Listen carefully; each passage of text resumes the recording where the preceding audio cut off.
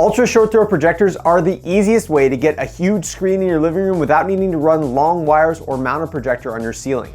But how much better is a $6,000 projector than a $1,000 one?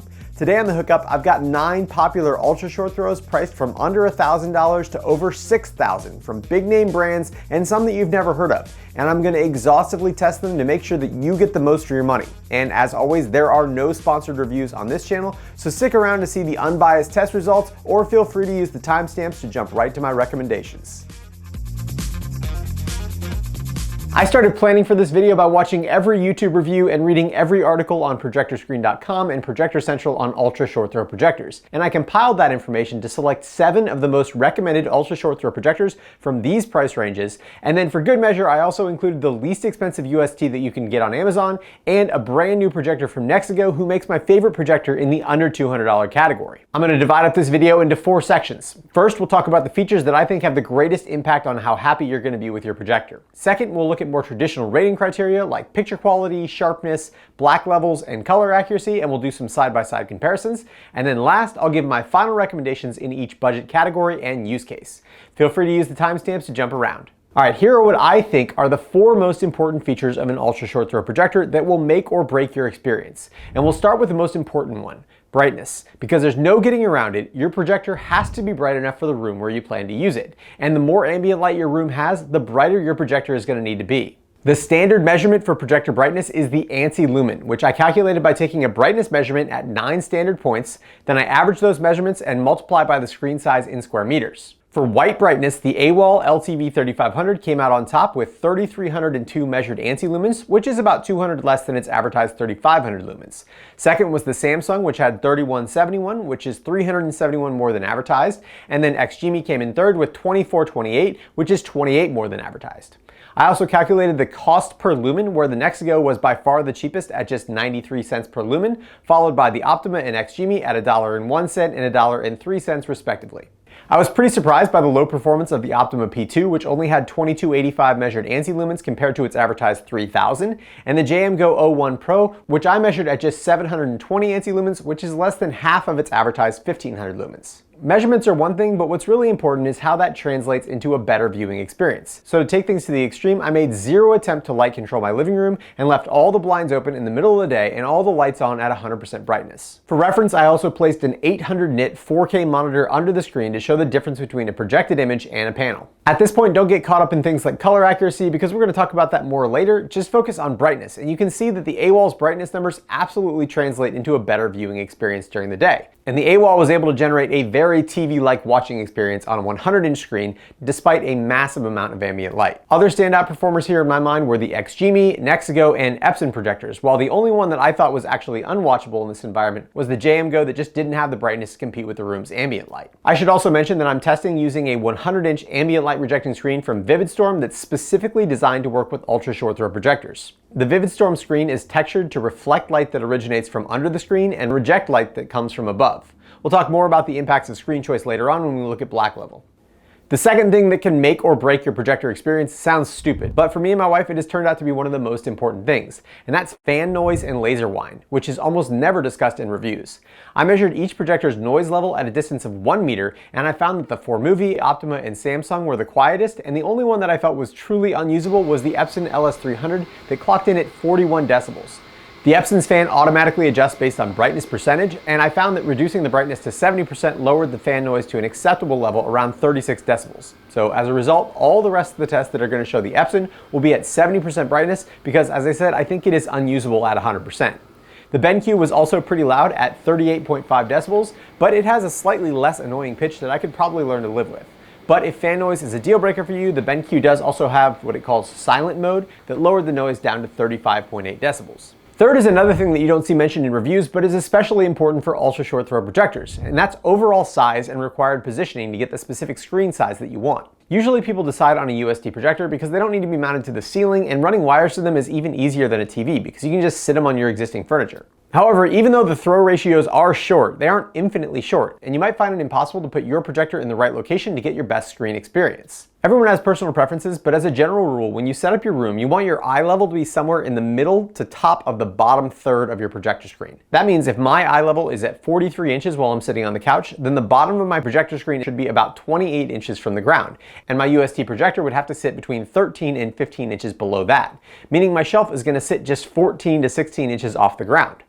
Also, assuming that the projector screen is flush with the wall, these projectors would need a shelf that's between 19 and 26 inches deep, which isn't great since most modern TV consoles are only around 16 inches deep, meaning you could need to pull your furniture away from the wall as much as 10 inches. I personally solved both of these issues using a motorized shelf to correctly position my projector, but that's a topic for a completely different video. For this group of projectors, the Samsung had by far the best throw ratio, with the back of the projector needing to be just 4.5 inches from the screen for a 100-inch screen, and that means that the front of the projector was less than 19 inches away from the wall. After that, the JMGO needed a total of 21 inches from the screen, and the Formovie and Nexigo projectors needed just a ½ inch more than that. As for total overall size, the JMGO and Nexigo were in a class of their own and looked absolutely tiny next to the rest of the lineup.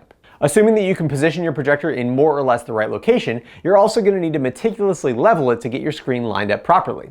This process isn't particularly difficult, but it can take some time, and it's an absolute crime that all USTs don't come with 4 adjustable leveling feet because it makes the process 100 times easier. After you've got everything perfectly positioned and leveled, your last resort should be digital keystoning.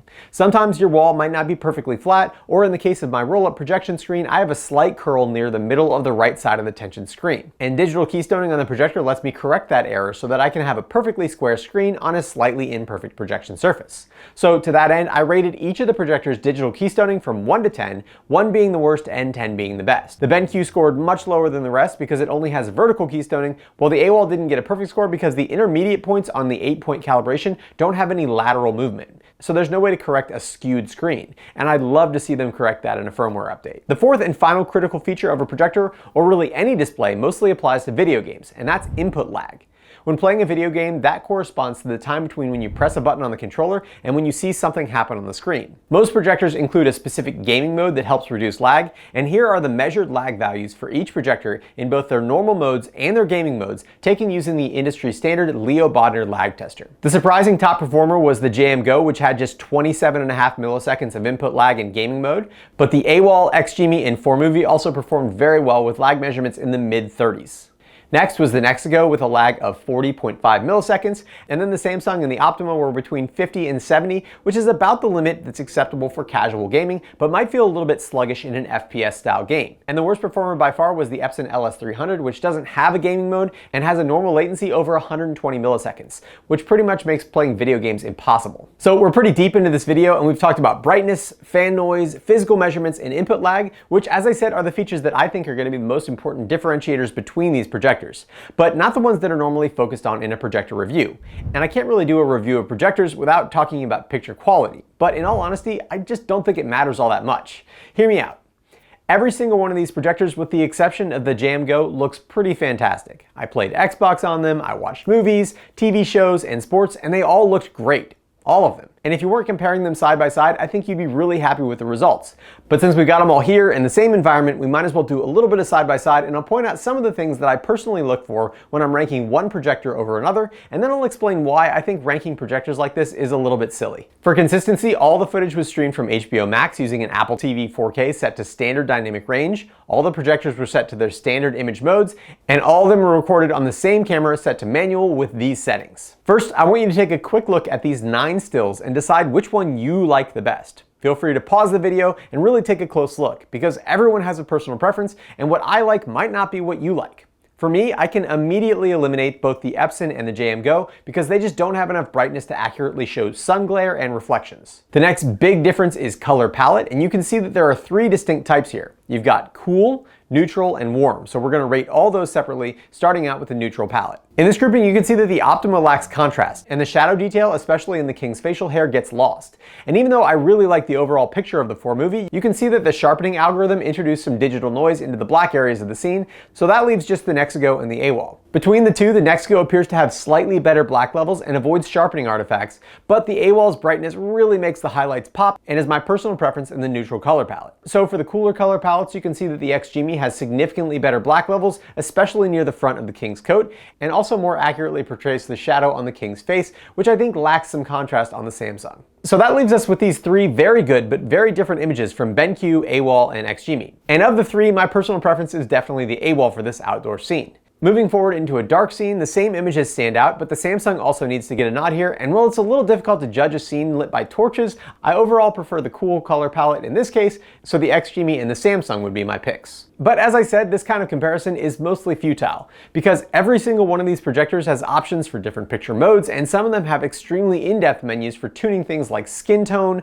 contrast, white balance, and saturation point that the average user probably isn't going to touch, but it might be important for you. So while I do think that the standard modes of the XGIMI and the AWOL are the closest to my personal preference, I think that even more important than that is the ability to get your projector configured for your personal preference. So I ranked each of the system's color management options from 1 to 10, with 1 being no options other than presets, and 10 being full control of every single aspect. Notable performers here were the Formovie Theater and AWOL LTV-3500 that have so many options that I had to Google some of them to figure out what they did. So if you're looking to do some serious calibration, those are definitely the projectors for you.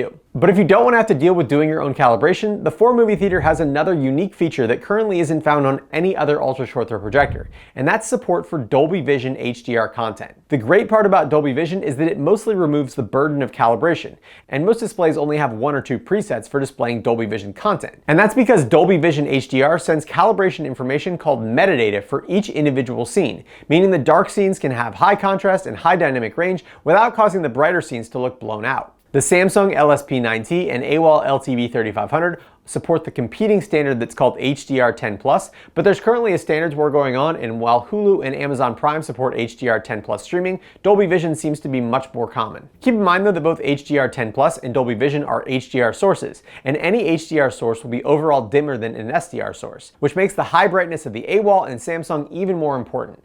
But even with close to 3500 lumens, those projectors can't put out the same eye-searing brightness as a TV, which will ultimately hurt the HDR viewing experience.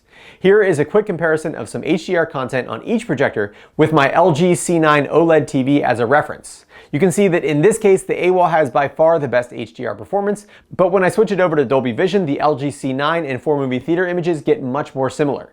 But out of the projectors, I still think the AWOL's brightness gives it a leg up for displaying HDR content on the rest of the group. Brightness of the highlights isn't the only thing that matters for HDR content though. The darkness of the shadows is also important. And on that note, we need to address these misleading advertisements from Samsung.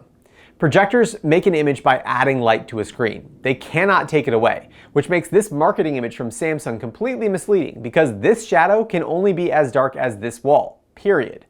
Lucky for us, our eyes perceive black levels comparatively. So if there's a really bright object, everything around it should appear darker. But it doesn't change the fact that the color of your projection surface when the projector is completely off will be the darkest color black that your projector can show. And that's why having an ambient light rejecting screen and controlling the light in your room will give you a significantly better experience than using sheer curtains and projecting onto a white wall like we see in this advertisement. The other thing that impacts the black levels is how well the projector can block out light when an image calls for pure black. When the projectors deflect the light that shouldn't go onto the screen, some of it escapes and causes the black areas to look a little bit gray, even in a completely dark room. The standard way to measure this value is called full-on, full-off contrast, where you essentially take an anti-lumen measurement on a 100% black image in a dark room, and you compare that to the anti-lumen measurement for white brightness. In this test, the AWOL had notably low performance, which is pretty common for very bright projectors, and the contrast ratio of the JMGO was somewhat limited by the low white brightness. But I did expect better from the Optoma P2. The best performers here were the Formovie Theater with a FOFO contrast ratio of 3016:1, with the Epson coming in second and the XGIMI coming in third. And those measurements directly translated into a better viewing experience on the Formovie, Epson, and XGIMI having noticeably better black levels in person. But do keep in mind that while the projector's FOFO rating does matter, the biggest impact on black levels and contrast will come from the screen that you choose. And while I think a good screen is important for any projector, they're 10 times more important for an ultra short throw projector. Not only does the extreme angle of projection allow ALR screens to be significantly more effective for UST projectors, but USTs are also very sensitive to imperfections in your projection surface.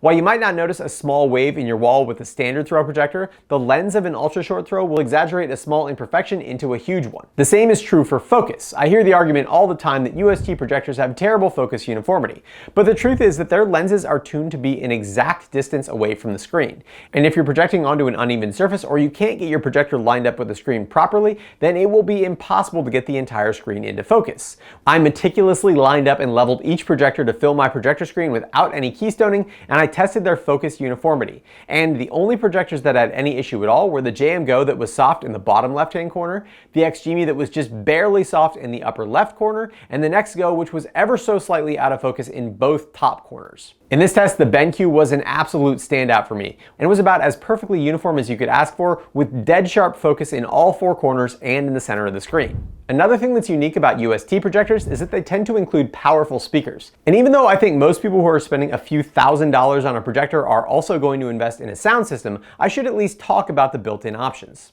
Some notable standout performers here were the Samsung LSP9T, the XGIMI Aura, and Formovie Theater, which had nice full-range audio and enough volume to be used without an external sound system, while the AWOL had by far the loudest speakers, but I didn't find the tone particularly pleasing. And there's definitely no way I would spend $5,000 on the AWOL without also buying a decent surround sound system to complement it. And the last thing to address before I give some final recommendations is called the DLP rainbow effect. Digital micromirror devices, or DLP chips, are pretty much magic when you consider that in these 4K pixel shifted projectors, there are 2 million mirrors, each displaying red, green, and blue for 4 different pixels, or 12 movements per frame. And they do that at up to 60 frames per second. So each tiny mirror needs to move 720 times per second. Unfortunately, some people can perceive those 12 small movements per frame and experience the rainbow effect, or RBE. And it's a bit like cilantro in that for a small percentage of the population, it can totally ruin their experience if they happen to be sensitive to it. I am not particularly sensitive to RBE, but I am able to see it in certain scenes, and I designed a test to be able to visualize and quantify how much of an issue RBE might be with any given projector. In the slowest movement test, you can see that the older generation projectors like the Optoma P2 and BENQ V750i had the most noticeable RBE, followed by the newer generation single laser projectors like the XGIMI Aura and Nexigo PJ90 Aurora, while the AWOL, Formovie, and Samsung, which are triple laser projectors, completely avoided RBE on the slowest test. Epson uses a 3 LCD technology, which will never show RBE, and the JMGO uses an RGB LED light source, which means it should have similar RBE resistance to the triple laser projectors. At 2 times speed, the results were the same, but more exaggerated, and at 3 times speed, the Formovie did give in and finally showed some RBE, while the Samsung, AWOL, JMGO, and Epson continued to avoid it. So if you are especially prone to RBE, you should either go for an Epson 3 LCD projector or one of the triple laser varieties. So conclusion time. If you're looking for an ultra short throw projector under $1,000, you really only have 2 options, the JMGO O1 Pro and the Philips Screenio U4. Of the two, the JMGO's stats are better in almost every way, but I still don't really think anyone should buy it. It's small and relatively lightweight, but it just doesn't have the brightness or clarity to use in an actual home theater. And even though it's the cheapest projector in this video, $1,000 is still a lot of money. And in this case, you're probably better off buying a TV or a standard throw projector where you're gonna get a lot more value for your money. If you have $2,500 to spend, you get into that value sweet spot, and your options are the XGIMI Aura, Nexigo PJ90 Aurora, Epson LS300, or the Optoma P2. And even though it's the most expensive option, the XGIMI Aura is the pretty clear winner. The XGIMI has the 3rd highest overall brightness, low gaming latency, competitive black levels, good speakers, good build quality including 4 independent leveling feet, and minimal RBE. The XGIMI's only real downsides are lack of color management options and its overall size, which is pretty huge. In contrast to that, the Nexigo PJ90 Aurora is also a very interesting choice if you're looking for a projector with a significantly smaller footprint. The XGIMI performs slightly better than the Nexigo in every single category. But with the Nexigo's expected retail price of $2,100, I'm not sure that the XGIMI is $400 better than the Nexigo, which has the lowest cost per lumen by a pretty significant margin. If we jump up into the $3,500 and under category, we've got the BENQ V750i and the Formovie Theater, and it just wasn't even close. The Formovie Theater has completely redefined what you should expect from a projector at this price point, and it was very close to being the best projector period, not just in this price range. Triple laser light source, Dolby Vision support, and the most extensive color management menu I've ever seen make the Formovie Theater the projector that all other projectors will be compared to from this point on. The only downside of the Formovie Theater is that even though the black levels and contrast ratio were the best in the group, I still would have loved to see a little bit more brightness to help with HDR content. And like almost all Android TV projectors, Netflix is not supported with the built-in OS. But other than those two little things, this projector is extremely good. Beyond that, in the over $4,000 category, the AWOL LTV-3500 was the clear winner over the Samsung Premier 130 LSP9T, with higher brightness, better effective black levels, and better HDR performance. The AWOL also has similar color management options to the Formovie Theater to let you dial in your picture mode for your personal preferences. And with 3300 ANSI lumens, the AWOL is an absolute light cannon, and its extremely uniform color brightness made the AWOL the only projector in this group that I could justify watching HDR content over SDR content. And during the day in a non-light controlled room, the AWOL feels more like a TV than a projector. My only complaints about the AWOL are minor and nitpicky. First, as I mentioned, that high brightness comes with the trade-off of black levels that can be a little bit more like dark gray than black. And I also felt that for $5,000, the case and remote felt a little bit cheap. The plastic on the outside of the projector feels a little bit flimsy, and the projector's included remote looks like it belongs to a much less expensive machine. The AWOL has a built-in compartment for a streaming stick, which I totally appreciate, but a Fire TV Max feels like an odd choice for such a premium projector, even though that means you won't have to worry about the Netflix compatibility issues that are so common on Android TV projectors. Still, overall, there's no question that the AWOL LTV-3500 was the top performing projector in this video if you've got the budget for it. I want to thank Brian over at ProjectorScreen.com for providing me with loaner units for some of these projectors so I could test them out. So in addition to my normal Amazon links, I've also got links to buy these projectors at a competitive price from ProjectorScreen.com. And as always, if you found this video helpful, I'd appreciate it if you could use the links in the description, since as an Amazon affiliate, I do earn a small commission on those sales at no cost to you. Thank you so much to my awesome patrons over at Patreon for your continued support on my channel. And if you're interested in supporting my channel, please check out the links down in the description. If you enjoyed this video, please hit the thumbs up button and consider subscribing. And as always, thanks for watching The Hookup.